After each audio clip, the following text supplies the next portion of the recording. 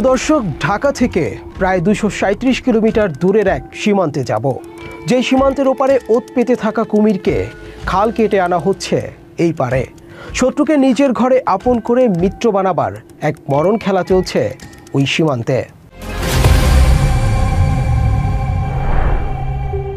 প্রিয় দর্শক, এমন মরণ খেলা বন্ধ করতে ছুটে গিয়েছিলাম নওগাঁ সীমান্তে, যেখানে জেলার ডিসি থেকে শুরু করে ইউনিয়ন পরিষদের মেম্বার সকলেই সেই খেলার প্রতিযোগী। আমরাও আরেক পক্ষ হয়ে মাঠে নেমেছিলাম। ভয়ঙ্কর সেই খেলা দেখবেন আজকের ক্রাইম এডিশনের অনুসন্ধানে। আপনাদের সাথে আছি আমি মুনতাসির তাসনিফ। অনুসন্ধানে সাথে ছিলেন বাংলা এডিশনের নওগাঁ প্রতিনিধি শহীদুল ইসলাম।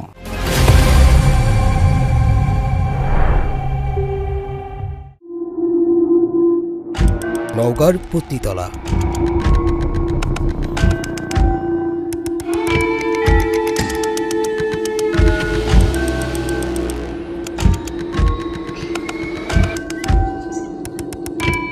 উপজেলা পরিষদের সামনে বিভিন্ন দোকানপাটের মাঝেই একটি বিশেষ দোকান, যার নাম জাতীয় পরিচয়পত্র সেবা। নাম দেখেই খটকা লাগলো, দোকান খুলে জাতীয় পরিচয়পত্রের সেবা দেয়া হচ্ছে। আমাদের কাছে বিষয়টি একটু নতুন মনে হলো, আগ্রহ নিয়ে এগিয়ে গেলাম।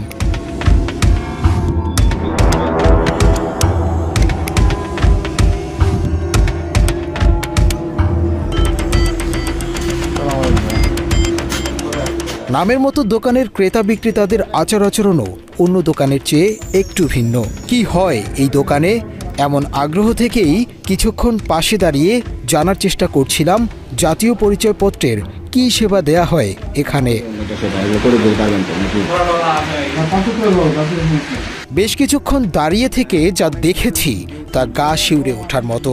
এই দোকানে শুধু জাতীয় পরিচয়পত্রের সেবা না, এখানেই বিক্রি হচ্ছে নকল পরিচয়পত্র। শুধু পরিচয়পত্র বললে ভুল হবে, এই দোকানে বিক্রি হচ্ছে আমার দেশ, দেশের স্বাধীনতা, সার্বভৌমত্ব। প্রিয় দর্শক, একটা কম্পিউটারের জাতীয় পরিচয়পত্র সংশোধনের নামে ওই দোকানে কি চলছে সেটা খুঁজে বের করতে আমরা আবার সেখানে যাব। তার আগে চলুন 6 মাস পেছনের একটি ঘটনা দেখে আসি।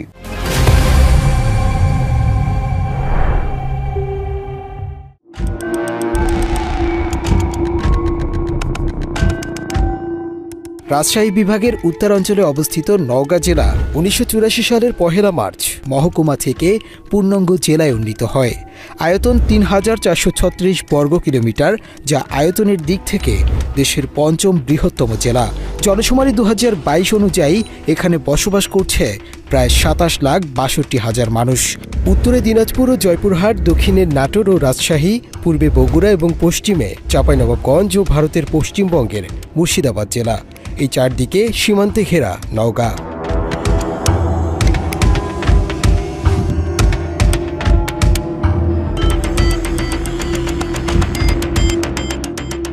ভারতের সঙ্গে জেলার সীমান্ত রেখার দৈর্ঘ্য প্রায় 56 কিলোমিটার, যা ধামইরহাট, পত্নীতলা ও নিয়ামতপুর উপজেলার সঙ্গে যুক্ত।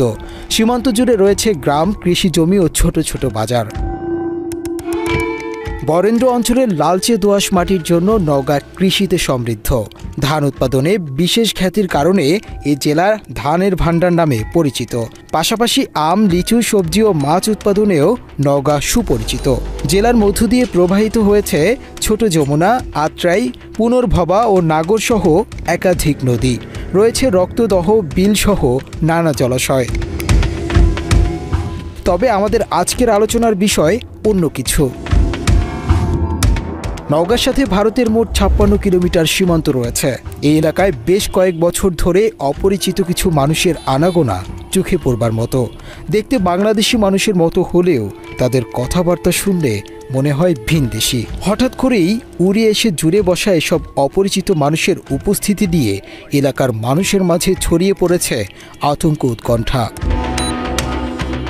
এমন উদ্বেগ উৎকণ্ঠার মাঝেই গেল 20 মার্চ 2025 তারিখে রহস্যজনক এক ঘটনা ঘটে নওগাঁয়। জেলার নিয়ামতপুরের পারৈল ইউনিয়ন পরিষদে ভুয়া কাগজপত্র জমা দিতে গিয়ে হাতে নাতে ধরা পড়ে 1 ডজন ভুয়া নাগরিক।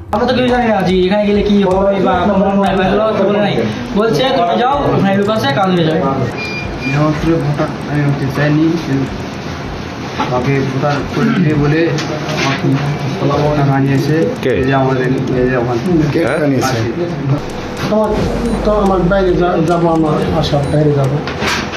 বলছে ঠিক আছে, আমরা কাজ করে দিব, তাহলে আপনার একটু আমার 20,000 টাকা দিতে হবে। আমি বলছি ভাই, কাজ না করা পর্যন্ত আমি টাকা দিতে পারবো না।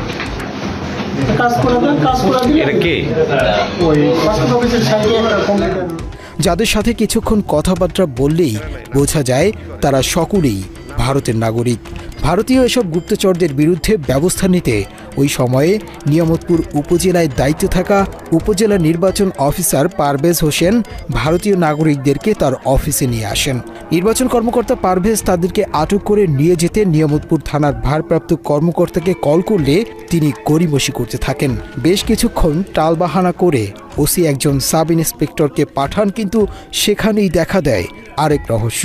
আটককৃত 12 জনকে থানায় নেয়ার বদলে মাঝপথ থেকে আবারও ফিরিয়ে আনে পুলিশ। 18 জনকে আমি করেছিলাম, ধরেছিলাম, যারা হচ্ছে বিভিন্ন ধরনের আপনার ভুয়া কাগজপত্র নিয়ে ভোটার হইতে আসছিল পারোয়েল ইউনিয়ন। আমি পুলিশকে বলছি যে আপনারা ধরে নিয়ে যান, পুলিশের হাতে হ্যান্ড ওভার করে পুলিশ মামলা নেয়নি। এগুলো আপনারা মানে আমি কি বলবো বলেন ভাই, আমার তো মাথা টাথা নষ্ট হয়ে কি বলবো বলেন। হ্যাঁ, নিয়ামতপুর থানার তৎকালীন পুলিশ আমাকে বলে যে আপনি মামলা যদি করেন তাহলে আসেন। আমি এতগুলো ভুয়া কাগজপত্র সংগ্রহ করছি, 1,29,000 টাকা সহ। ওই আনোয়ার ভাই ছিল ওইখানে, সেইটা নিয়ে কত তাল বাহানা হইলো, পুলিশ তাকে ভিতরে ঢোকায় নাই। ঘটনার সত্যতা জানতে ওই দিন দায়িত্ব পালন করা এসআই এমদাদুল হক এবং থানার ভারপ্রাপ্ত কর্মকর্তাকে ফোন করলে দুজনেই বিষয়টি বেমালুম অস্বীকার করেন। ওরা যদি কেউ মামলা না দেয়, যদি ওরা মামলা না দেয়, তাহলে আমরা কি করবো? আমরা কি মামলা দিতে পারি?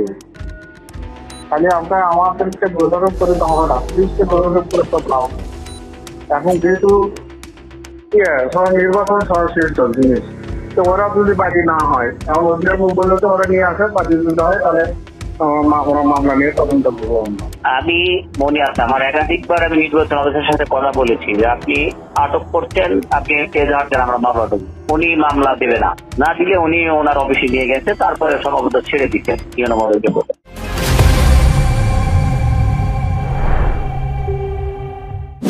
পুলিশ কেন সেদিন ভারতীয় নাগরিক জেনেও তাদেরকে ছেড়ে দিয়েছিল সেটা জানতে আমরা আবারও সেই দোকানে যেতে চাই, যেখানে বসে দেশের নিরাপত্তা হুমকিতে ফেলার হাতে খড়ি হয়।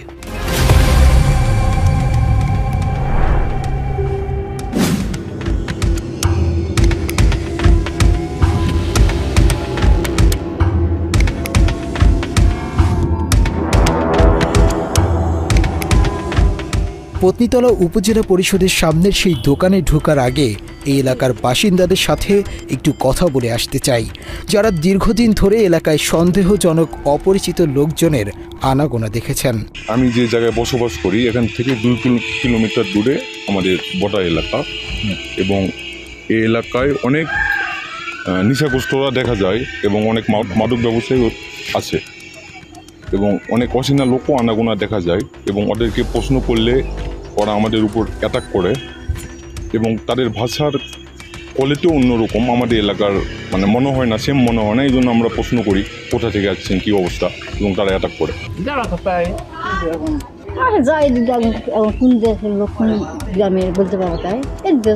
সাবেক নিয়ামতপুর উপজেলা নির্বাচন অফিসার পারভেজের সাথে কথা বলে একটু ধারণা পাওয়া গেল।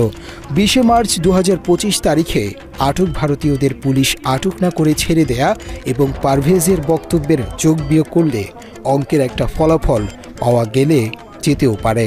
সেই অঙ্ক মেলানোর আগে আমরা আরও 2-1 জনের সাথে কথা বলতে চাই। এরা সর্বপ্রথম বাংলাদেশে এসে সর্বপ্রথম ইউনিয়ন পরিষদে যায় জন্ম নিবন্ধন তৈরি করতেছে দালাল ধরে।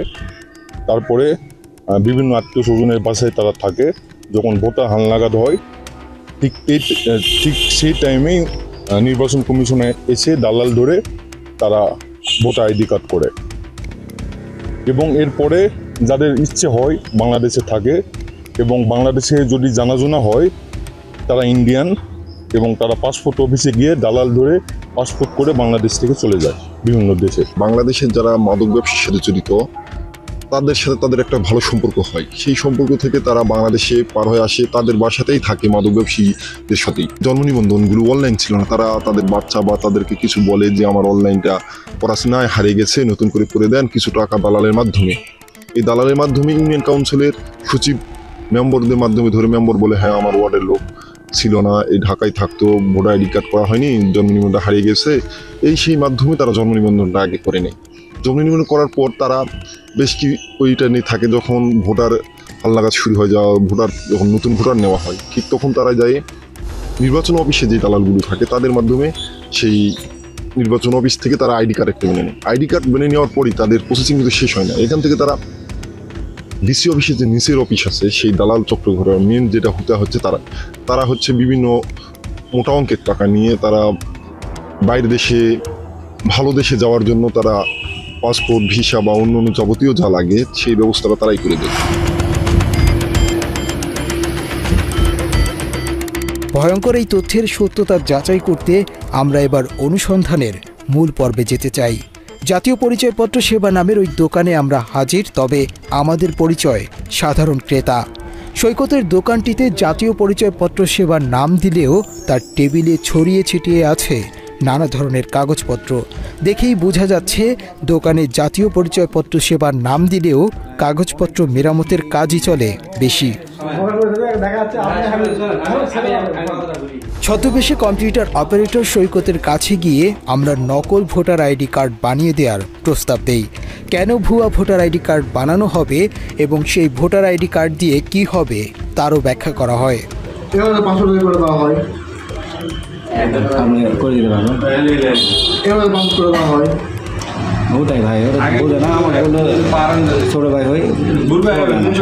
আমাদের বক্তব্য জানার পর প্রথমে কিছুটা কাচুমাচু করলেও এক পর্যায়ে শুরু হয় দর কষাকষি। সবশেষ ভোটার আইডি থেকে পাসপোর্ট মিলিয়ে পুরো প্যাকেজের দাম ধরা হয়েছে 1,50,000 টাকা।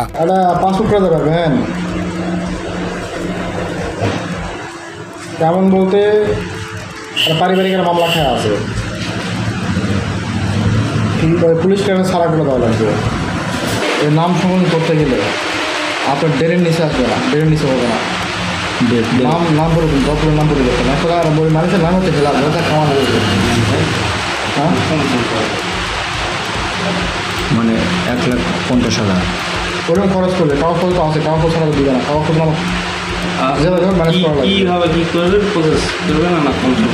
এই নাম দিয়ে গেলে সমস্যা দিই।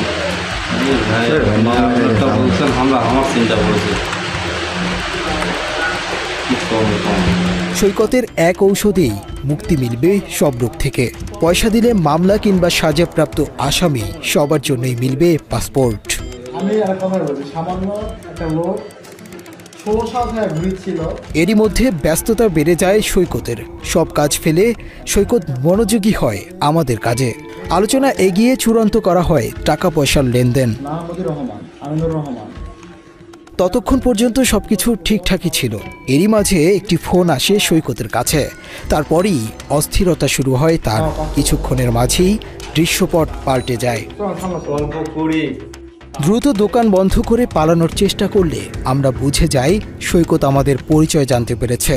আমরাও সরাসরি তাকে জিজ্ঞাসাবাদের চেষ্টা করি, কিন্তু কোনোভাবেই তাকে আর আটকে রাখা যায়নি।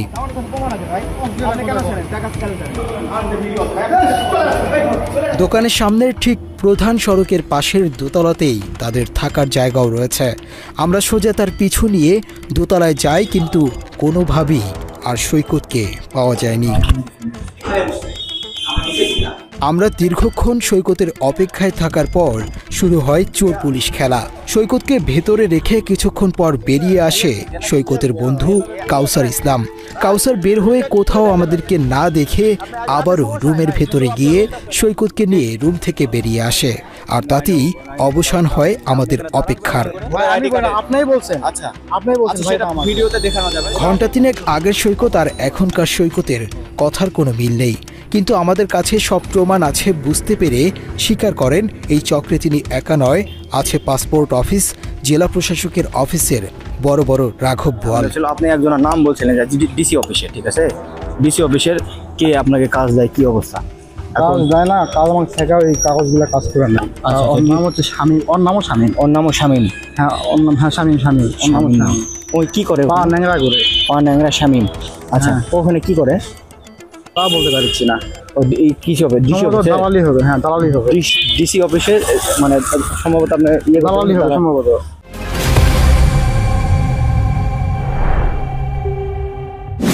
প্রিয় দর্শক, সৈকতের সাথে ক্রাইম এডিশনের কথা হবার ফাঁকেই আমাদের আরেক দল চলে যায় জেলা প্রশাসকের কার্যালয়ে। কারণ সৈকতকে সময় দিলে ডিসি অফিসের দালালদের আর পাওয়া সম্ভব হবে না।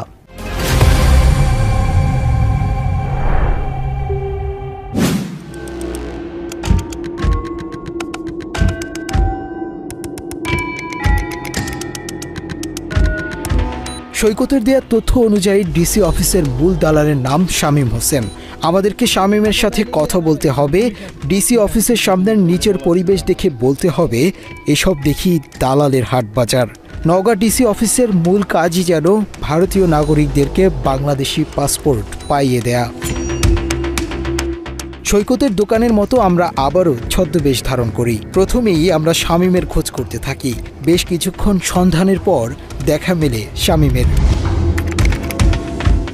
শামীমের কাছে আমাদের পরিচয় ভারতীয় নাগরিক, বাংলাদেশে বাড়িঘর, আত্মীয় স্বজন কিছুই নেই। বাংলাদেশে একটি পাসপোর্ট লাগবে।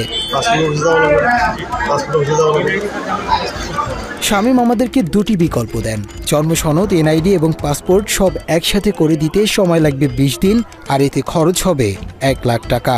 দ্বিতীয় প্যাকেজটি মাত্র 3 দিনের, তবে খরচা একটু বেশি লাগবে। আজকে কাজ করলাম তোমার মানুষকে ইনশাআল্লাহ আমি করার জন্য আমি যেখানে ঢুকছি আমার ঘরে ঢুকছেন পাসপোর্ট এনআইডি কার্ড সব মিলিয়ে 1 টাকা 2,000 টাকা দিব আর কাজ শেষ করে 1 লক্ষ দিয়ে চেক দিয়ে দিল। যদি আপনি বলে যদি আমি চেক দিন ক্যাশে বলে ক্যাশে দিন সমস্যা টাকা সমস্যা হয়। আমি বলি আমি বিশ্বাস রেখে আমি আমার কাজ আমি আমাদের অফিস টাকা দেবো, ঠিক আছে? টাকা দিই আজকে তো কাজ শেষ হয়েছে।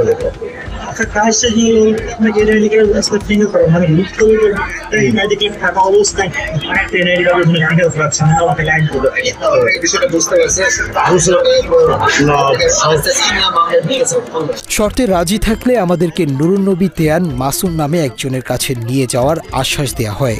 আমরা তাদের শর্তে রাজি হই। মুহূর্তেই ঘটনাস্থলে আবির্ভাব ঘটে দালালদের মূল হোতা নুরুন্নবী দেওয়ান মাসুমের। তার ক্ষমতা শামীমের চেয়েও অনেক বেশি। পাসপোর্ট তার জন্য পানি পান্তা।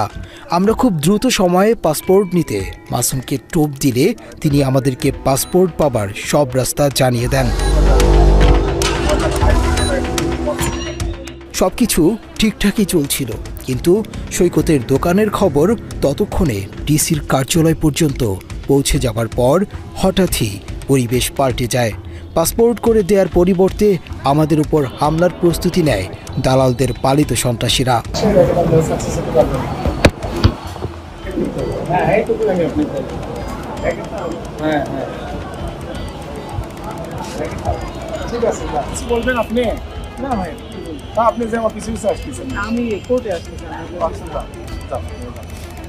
দালাল মাসুম এবং শামীমের সাথে কথাবার্তার ফাঁকেই আবিষ্কার করলাম আমাদেরকে তারা ঘিরে ফেলেছে।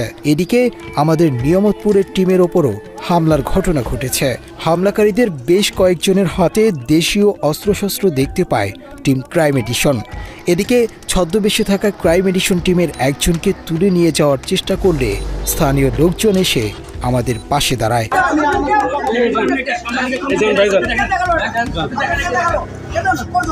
লোকজন জড়ো হয়ে যাবার পর আমাদেরকে হুমকি দেয়া হয় তাদের হাত অনেক লম্বা, অতএব এসব নিউজ করেও কোনো লাভ হবে না।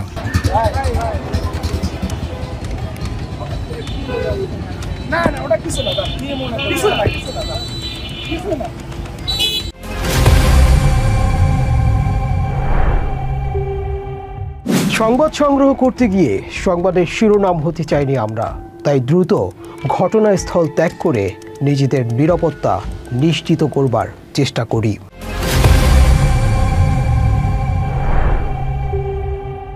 ডিসি অফিসের সামনে থেকে নিরাপদে সরে যাবার চেষ্টা করলেও আমাদের পিছু নেয় নুরুন নবী দেয়ান মাসুমের লোকজন। মাসুম এলাকায় পাসপোর্ট জালিয়াতির এক সিন্ডিকেট গড়ে তুলেছেন। খোঁজ নিয়ে জানা যায় নুরুন নবী দেয়ান মাসুমের বিরুদ্ধে থানায় ইয়াবা ব্যবসা এবং হত্যা চেষ্টার মোট 2টি মামলা রয়েছে। ইয়াবা ব্যবসার পাশাপাশি ভারতীয়দের পাসপোর্ট বানিয়ে দেয়াই তার এখন মূল পেশা হয়ে দাঁড়িয়েছে। স্ট্যাম্প ভ্যান্ডারিংয়ের ব্যবসার আড়ালে গড়ে তুলেছেন ভয়ঙ্কর চক্র, যাদেরকে সাথে নিয়ে মাদক এবং মানব পাচারের রমরমা ব্যবসা চালিয়ে যাচ্ছে মাসুম। অবৈধ এই ব্যবসা করেই নওগাঁ শহরে দয়ালের মোড়ে গড়ে তুলেছেন নিজস্ব বাড়ি ও রয়েছে দামি গাড়িও। তার নামে একাধিক মামলা আছে এবং অবৈধ কারবারির বিরুদ্ধে দ্রুত ব্যবস্থা নেয়ার কথা জানান নওগাঁর পুলিশ সুপার। ভিন্ন কোনো দেশের নাগরিকের জন্য কেউ যদি অবৈধভাবে পাসপোর্ট তৈরি করে কিংবা জন্ম নিবন্ধন তৈরি করে, এটা অবশ্যই জঘন্যতম অপরাধ। আমি শুনেছি তার বিরুদ্ধে আগেও মামলা রয়েছে। ওই বিষয়টা আমি অবশ্যই তদন্ত করব। অচিরেই তদন্ত করে তার বিরুদ্ধে প্রাপ্ত তথ্য উপাত্তের ভিত্তিতে প্রয়োজনীয় আইনানুগ ব্যবস্থা গ্রহণ করব।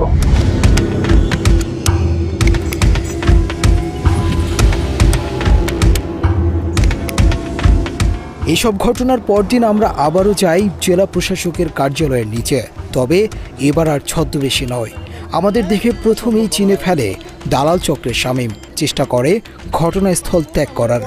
আগের দিনই পাসপোর্ট করে দেওয়ার জন্য লাখ টাকা চাইলেও এসবের কিছুই যেন আর জানে না শামীম। আমরা তাকে হাতে নাতে ধরলে ওই স্থানে জড়ো হয় সাধারণ মানুষ ও দালাল চক্রের আরও কয়েকজন সদস্য, যারা হঠাৎই আমাদের ক্যামেরা পার্সনের উপর হামলা চালায়।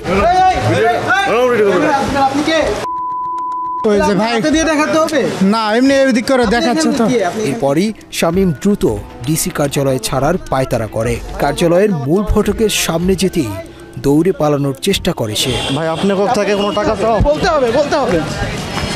বলতে হবে আপনাকে।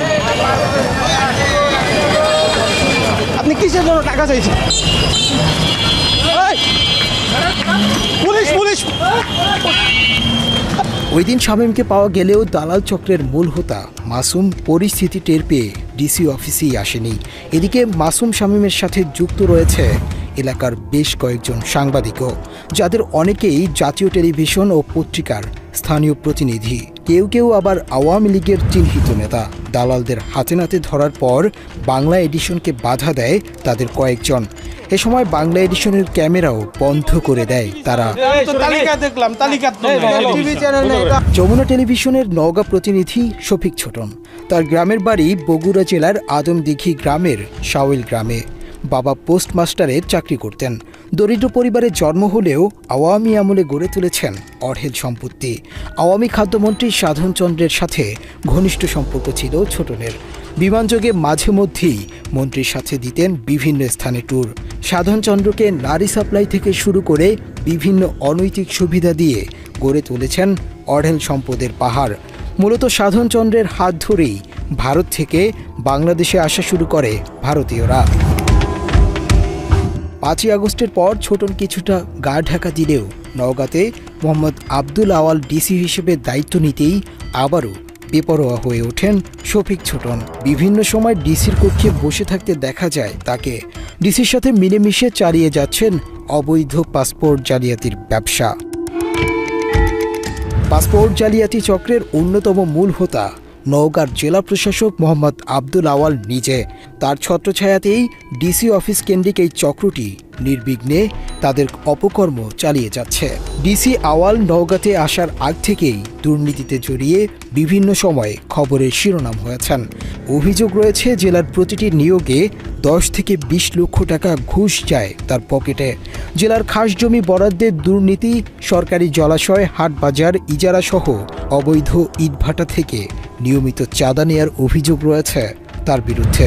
জেলা প্রশাসক আব্দুল আওয়াল সাহেব এসেছিলেন, আমরা গণমাধ্যমের মাধ্যমে জেনেছি তিনি 3 কোটি টাকার বিনিময়ে নওগাঁয় এসেছিলেন। তারপরে এখানে ঘুষ, দুর্নীতি, বাণিজ্যের মাধ্যমে সে টাকা তুলছে এবং এরপরে সে চিটাগাংয়ে পোস্টিং নেওয়ার জন্য 22 কোটি টাকা দিয়েছে, এটাও আমরা গণমাধ্যমে জানিয়েছি। এবং গণমাধ্যমে জানার মাধ্যমে আমরা জানিয়েছি আসিফ নজরুল সাহেব উপদেষ্টা তিনি 4 কোটি টাকা নিয়েছেন এবং আপনার সচিব সিনিয়র সচিব যিনি সহস্রবন মন্ত্রণালয়ে ছিলেন তিনি 2 কোটি টাকা নিয়েছেন। আজকে আমাদের কানে এসেছে এবং প্রচার মাধ্যমে গণমাধ্যমে জেনেছি ভারতীয় নাগরিকদেরকেও 3 লাখ টাকার বিনিময়ে এখানে নওগাঁতে নাগরিকত্ব দেওয়া হয়েছে। এই সীমান্তবর্তী এলাকায় ভারতের নাগরিকদের যেভাবে মানে ভিসা ছাড়া প্রবেশ, সেইখানে যে মানে চক্র জড়িত আছে, সেই চক্রের সঙ্গে জেলা প্রশাসকিরা, তাহলে এই দুর্নীতির কথাগুলো কেমন করে মানে এত সামনে আসে। দ্বিতীয় যে বিষয়, ভারতীয় নাগরিকদের ভিসা দেওয়ার যে মানে নাগরিকত্ব দেওয়ার যে ঘটনা, এটা আমরা সংবাদ মাধ্যমের জেনেছি। এই ঘটনার আমরা সত্যতা জানতে চাই। প্রশাসনের পক্ষ থেকে এর একটা শ্বেতপত্র প্রকাশ করতে হবে। অনুসন্ধানে জানা যায় প্রতিটি ভারতীয় নাগরিকদের বাংলাদেশি নাগরিকত্ব দিতে ডিসি আওয়ালকে 3 লক্ষ টাকা দিতে হয়। আমরা অভিযোগের বিষয়ে তার সাথে কথা বলতে গেলে দ্রুত অফিস থেকে ভেগে যান ডিসি আওয়াল। গাড়িতে ওঠার আগ মুহূর্তে বাংলা এডিশনের ক্যামেরার সামনে কথা বললেও অভিযোগের বিষয়টি না জানার ভান ধরেন এই ডিসি। তাই এই মুহূর্তে আমার মানে রানীনগরের লোক দাঁড়ায় আছে, আপনারা ভিডিও করবেন। না আমার যেটা বলার, এখানে আপনার নিচের পাসপোর্টে ওরা পাসপোর্ট করে দিচ্ছে, আমার কোনো কাগজ নাই। আমি সোর্স দিয়ে 3 দিন যাবত এখানে কাজ করতেছি ভাই, কিন্তু ওরা পাসপোর্ট করে দিবে আমাকে, আবার বলতেছে আপনাদের কথা, আপনাদের মাধ্যমে নাকি ওরা করে দেয়। আমার কাগজপত্র কিছু নাই, আমি টাকা দিলেই করে দিব, 2 লাখ টাকা দিলে করে দেব। আমরা বের করেছি, ওরা আমার কাছে টাকা চাইছে, সেই ফুটেজ আছে, কিভাবে কোন প্রসেস সেটা বলছে। পাসপোর্ট অফিসের কারা এরা? নিজের স্ট্যাম্প ভ্যান্ডার, এই যে এখানে বেশিরভাগ এখানে স্ট্যাম্প ভ্যান্ডার কি আমার না। আপনি কি জানেন কিনা স্যার এই বিষয়ে? কোনোদিন খোঁজ খবর নেন? স্ট্যাম্প ভ্যান্ডারদের আমার এখানে বসার কথা না। আচ্ছা না, আপনার অফিসের নিচে আপনি খোঁজ খবর রাখছেন কিনা? আপনাকে ওরা অভিযুক্ত করতেছে, এটা হচ্ছে সমস্যা। আর যদি অভিযোগ করে থাকে তদন্ত করে দেখেন। হ্যাঁ, অভিযোগ করে দেখবেন। এরপর থেকেই আমাদের ফোনে অপরিচিত নম্বর থেকে হুমকি আসা শুরু করে। দ্রুত ডিসির কার্যালয় ছেড়ে না গেলে হত্যার হুমকিও দেয়া হয়। বলছেন না মামলা করবেন, মামলা করেন, আমরা প্রমাণ দেখাবো, কোর্টকে দেখাবো। অবশ্যই করা মানে প্রমাণ আপনি আমার না দেখাতে পারেন ভাই, তাহলে আরো অনেক কিছু হতে পারে। কি করবেন আপনি? কি করবেন আপনি? আমার কি করবেন? আমি তো আপনার সন্ত্রাসী নয়, আপনার অস্ত্রের আগে মহড়া দিচ্ছি, আরো অনেক কিছু। ডিসির সাথে দালাল চক্রের সম্পৃক্ততার বিষয়টি পরিষ্কার হয় ডিসি অফিসের একটি হোয়াটসঅ্যাপ গ্রুপের মাধ্যমে, যেখানে বাংলা এডিশন এবং আমাদের স্থানীয় প্রতিনিধির নামে নানা ধরনের প্রোপাগান্ডা ছড়ানোর পরিকল্পনা করতে দেখা যায়। এই ষড়যন্ত্রের শুরুটা হয়ে গেল 12ই সেপ্টেম্বর।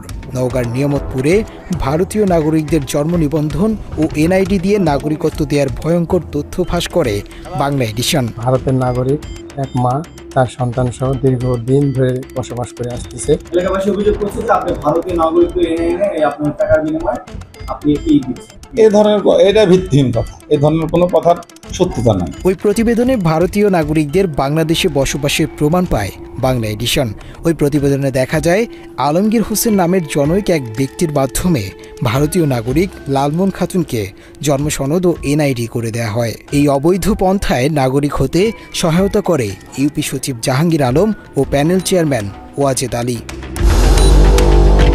ইউপি সচিব জাহাঙ্গীর ও প্যানেল চেয়ারম্যানের যোগসাজশে এর আগেও আরও অনেক ভারতীয়কে বাংলাদেশের পরিচয়পত্র করে দেওয়ার অভিযোগ রয়েছে, যদিও যথারীতি তারা নিজেদের বিরুদ্ধে করা অভিযোগ অস্বীকার করেছেন। সেই প্রতিবেদনের গুরুত্ব বিবেচনায় ঢাকা থেকে নওগাঁতে হাজির হয় টিম ক্রাইম এডিশন। তারপর থেকেই লাপাত্তা ইউপি সচিব ও প্যানেল চেয়ারম্যান। তাদের হয়ে বাংলা এডিশনের স্থানীয় প্রতিনিধিকে কল করেন ইউনিয়ন পরিষদের নারী সদস্য সাথী। এ সময় নিজেদের ভুল স্বীকার করে নতুন করে আর কোনো সংবাদ প্রচার না করার অনুরোধ করেন সাথী। আমার হলো জানার মতে মনে করেন যে এর বাবার বাড়ি হলো ভারতে।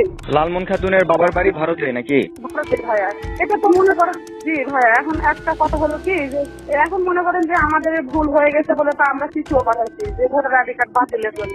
এখন মনে করেন পুরাটাই অব্যক্তি ভোটের সময় মনে করেন অনেক সংশয় করে নিচ্ছে আমাদের কাছে।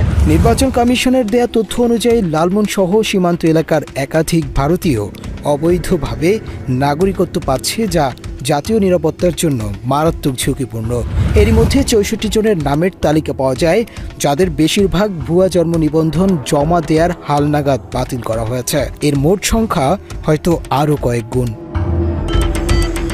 স্থানীয় পাসপোর্ট অফিসের উপপরিচালকের সাথে কথা বলেও ঘটনার সত্যতা পাওয়া যায়। উপপরিচালক AHM আশিকুর রহমান জানান, আগে পাসপোর্ট করতে পুলিশ ভেরিফিকেশন থাকলেও এখন তা শিথিল করা হয়েছে, যে কারণে অবৈধ উপায়ে পাসপোর্ট পাওয়া সহজ হয়েছে। এটার সাথে তো ভাইয়া আমরা আপনারা ওই এনআইডি আর ইয়াটাই দেখেন, এটা এনআইডির এখন হ্যাঁ এখানে একটা মিসকমিউনিকেশন আছে তো অবশ্যই, তাই না? একটা মানুষ এনআইডি যায়নি আসুক, আমাকে ওইভাবেই দিতে হবে। আগে যেমন আমরা MRPর মতো দিতে পারতাম, কিন্তু পাসপোর্ট ওই যে বললাম যে 25 সালের 18 ফেব্রুয়ারি যে গ্যাজেটটা হয়েছে, অর্ডারটা হয়েছে, এয়ারপোর্ট থেকে কিছু করার সুযোগ নেই। একদম এনআইডিতে যদি ভুল নামও থাকে, সে বলতেছে যে আমি বলছি ভাই এনআইডি সংশোধন করে নিয়ে আস, অথবা যেমনে আছে ধরেন মানে আমার নামের আশিকুর রহমান, যেন ক্যাটা নাই, আশিউর রহমান দিয়ে আমার নিতে হবে।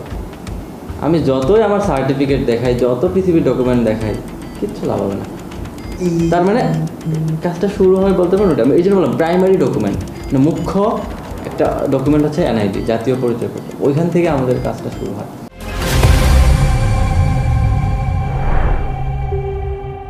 প্রিয় দর্শক, স্বাধীনতা অর্জনের চেয়ে নাকি স্বাধীনতা রক্ষা করা আরও কঠিন।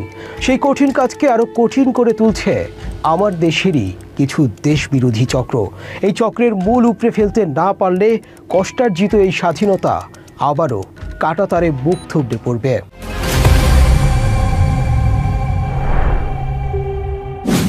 এবার যাবার পালা, দেখা হবে আবার। যেখানেই অন্যায় অনিয়ম, সেখানেই ঢাল হয়ে দাঁড়াবে টিম ক্রাইম এডিশন। বিচারের সব দরজা বন্ধ হয়ে গেলেও ভুক্তভোগীদের কথা তুলে ধরার জন্য খোলা থাকবে আমাদের দুয়ার। আমাদেরকে জানান, আমরা বলবো আপনার কথা ঠিক আপনার মতো করে। আল্লাহ হাফেজ।